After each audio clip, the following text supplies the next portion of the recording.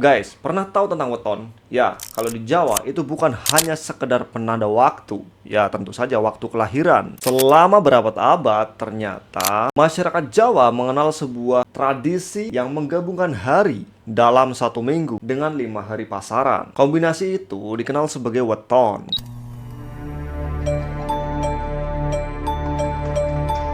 Sebuah sistem yang sampai hari ini masih digunakan untuk menentukan berbagai momen penting dalam kehidupan masyarakat Jawa tentunya. Mulai dari pernikahan, membangun rumah, hingga berbagai pelaksanaan upacara adat. Di tengah perkembangan ilmu pengetahuan dan teknologi, tradisi weton di Jawa ternyata tetap bertahan loh. Weton diwariskan dari satu generasi ke generasi berikutnya, tentu melintasi perubahan zaman hingga lahirnya negara modern. Ya, berbagai presiden sudah melewati. Tradisi weton masih hidup. Weton bukanlah sistem yang muncul secara tiba-tiba loh. Ia merupakan hasil dari proses yang panjang yang melibatkan perubahan budaya, perkembangan agama, serta kebijakan politik yang membentuk wajah Pulau Jawa pada abad ke-12. Sejarah ini membawa kita kembali ke masa ketika Jawa berada di bawah kekuasaan Kesultanan Mataram. Itu adalah masa ketika seorang raja menghadapi tantangan yang tidak diselesaikan dengan peperangan, melainkan melalui cara masyarakat memahami waktu. Sebelum mengenal weton seperti yang kita kenal sekarang, masyarakat Jawa telah memiliki tradisi penanggalan yang berkembang jauh lebih awal, guys. Dalam kehidupan agraris, waktu tidak dihitung berdasarkan angka pada kalender, tapi melalui pengamatan terhadap alam. Pergantian musim dikenali dari posisi matahari, arah angin, curah hujan, hingga pergerakan gugusan bintang langit malam. Pengetahuan tersebut kemudian berkembang menjadi Pranata Mangsa. Adalah sebuah sistem pembagian musim yang menjadi pedoman utama masyarakat dalam mengatur segala aktivitas pertanian. Kapan sih masa tanam dimulai, kapan panen dilakukan, hingga kapan menghadapi musim kemarau. Semuanya ditentukan melalui pemahaman terhadap siklus alam. Menurut masyarakat Jawa pada saat itu, alam bukanlah sesuatu yang harus ditaklukkan. Alam itu harus dipahami sebagai bagian dari tatanan kehidupan yang harus dijaga keseimbangannya. Karena itulah, membaca waktu berarti memahami ritme yang mengatur hubungan antara manusia dan lingkungannya. Nah, ini nih, perubahan mulai terjadi ketika pengaruh Hindu-Buddha berkembang di Nusantara sejak awal bersamaan dengan berkembangnya kerajaan-kerajaan bercorak Hindu-Buddha. Diperkenalkan pula kalender Saka yang merupakan sebuah sistem penanggalan yang berasal dari India dan kemudian digunakan secara luas di berbagai wilayah di tanah Jawa. Berbeda dengan Pranata Mangsa yang berorientasi pada musim, kalender Saka menghadirkan sistem penanggalan yang lebih terstruktur, guys. Di dalamnya terdapat pembagian hari, bulan, serta perhitungan tahun yang menjadi dasar administrasi kerajaan-kerajaan dan pelaksanaan berbagai upacara keagamaan. Tapi nih, salah satu unsur kalender Saka justru berkembang paling kuat dalam kehidupan masyarakat sehari-hari. Kayak gimana? Contohnya adalah siklus 5 hari yang dikenal sebagai hari pasaran. Ada Legi, Pahing, Pon, Wage, dan Kliwon. Pada awalnya, 5 hari tersebut memiliki fungsi ekonomi. Aktivitas perdagangan di berbagai wilayah Jawa berlangsung mengikuti siklus pasaran tersebut. Sehingga setiap daerah memiliki hari tertentu ketika pasar dibuka dan menjadi pusat pertemuan masyarakat. Ya, tentu seiring waktu berjalan, fungsi tersebut berkembang jauh melampaui aktivitas perdagangan, guys. Hari pasaran mulai digunakan sebagai penanda berbagai peristiwa penting dalam kehidupan masyarakat. Tradisi, upacara adat, hingga penanggalan kelahiran perlahan mulai dilakukan dengan siklus 5 hari tersebut loh. Beragam naskah kuno maupun tradisi lisan kemudian memberikan makna filosofis terhadap masing-masing dari hari pasaran tersebut. Ya, meskipun asal-usul penafsiran tersebut masih menjadi pembahasan di kalangan sejarawan, hal tersebut tidak dapat kita sangkal karena apa? Sistem 5 hari telah menjadi bagian penting dari identitas budaya Jawa selama berabad-abad tentunya. Dan kita masuk menjelang abad ke-17, masyarakat Jawa hidup dengan 2 siklus waktu yang berjalan berdampingan loh. Siklus 7 hari yang berasal dari tradisi internasional dan siklus 5 hari pasaran yang telah mengakar dalam budaya lokal. Ya, selama berabad-abad, keduanya berjalan tanpa persoalan yang berarti. Tapi, situasi telah berubah ketika Islam berkembang menjadi kekuatan politik utama di tanah Jawa. Sejak saat itu, masyarakat tidak lagi hanya berhadapan dengan dua siklus hari. Dan dari dua pertemuan sistem inilah, sejarah weton masuk babak yang paling menentukan. Memasuki abad ke-17, Pulau Jawa berada dalam salah satu periode yang paling penting dalam sejarahnya. Kesultanan Mataram berkembang menjadi kekuatan politik terbesar di Pulau Jawa. Di bawah kepemimpinan Sultan Agung, wilayah kekuasaan Mataram membentang hampir di seluruh Pulau Jawa, kecuali Batavia yang saat itu telah dikuasai oleh VOC tentunya.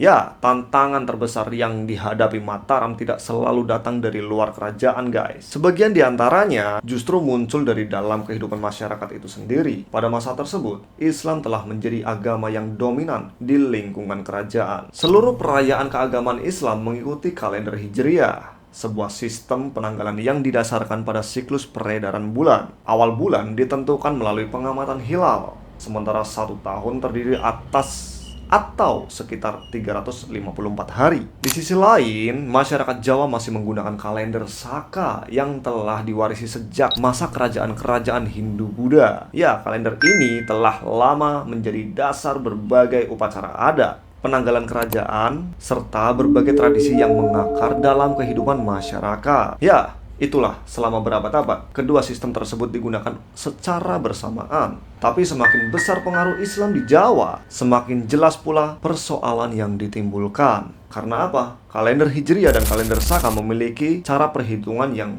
tentu berbeda. Panjang tahunnya tidaklah sama, awal bulannya juga tidak ditentukan dengan cara yang sama.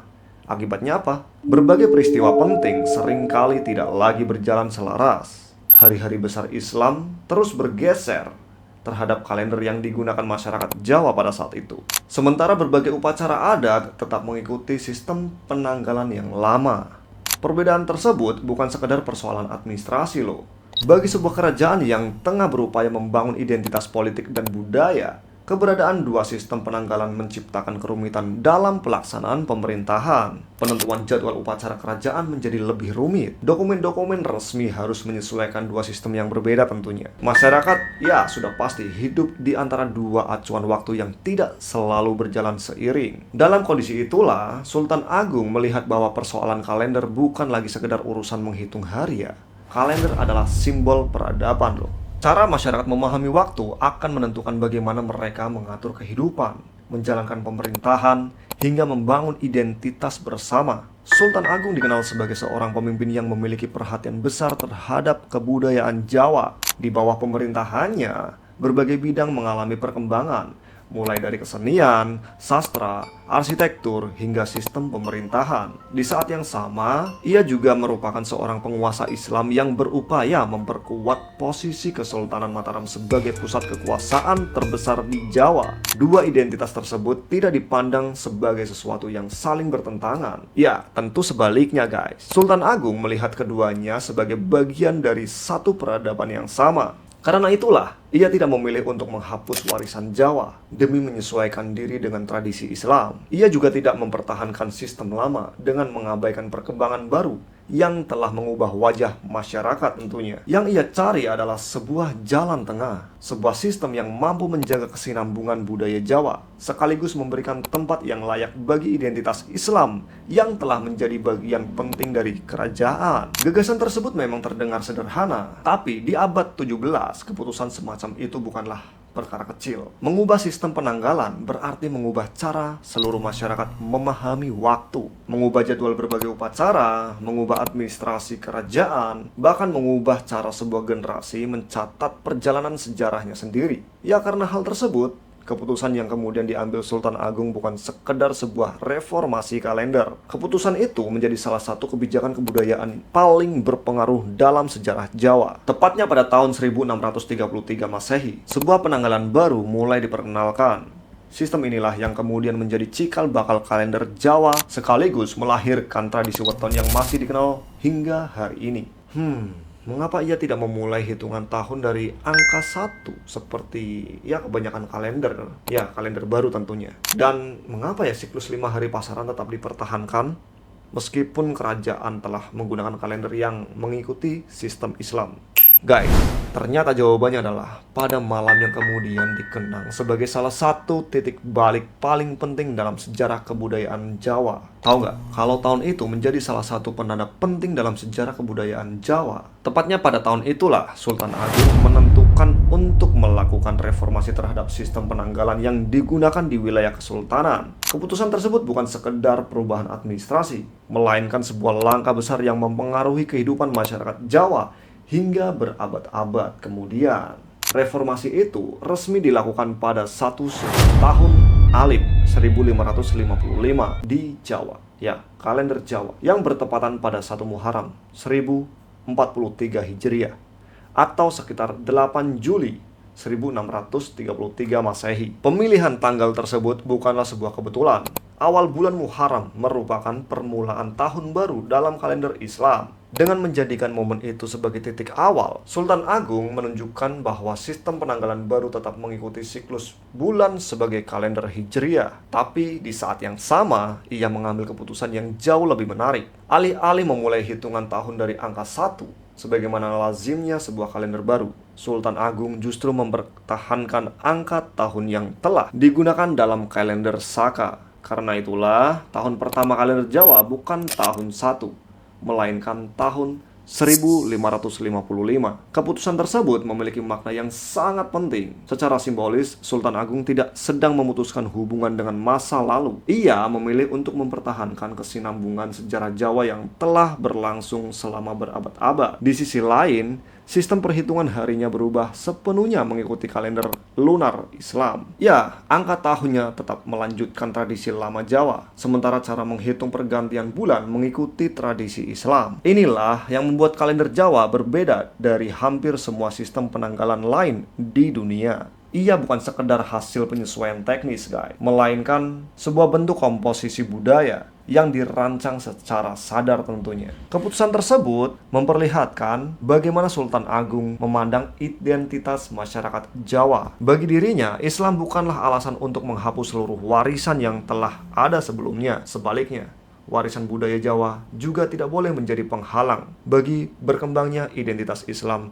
di dalam kerajaan. Dari sini kita belajar, keduanya dapat berjalan bersama, keduanya dapat saling melengkapi, dan kalender menjadi simbol paling nyata dari gagasan tersebut. Tapi masih ada satu unsur penting yang dipertahankan, yaitu siklus 5 hari pasaran. Lantas, 5 hari tersebut ternyata punya sejarahnya sendiri, seperti Legi, Pahe, Pon, Wage, dan Kliwon. Itu punya perjalanannya. Tetap di Sense Story. Subscribe.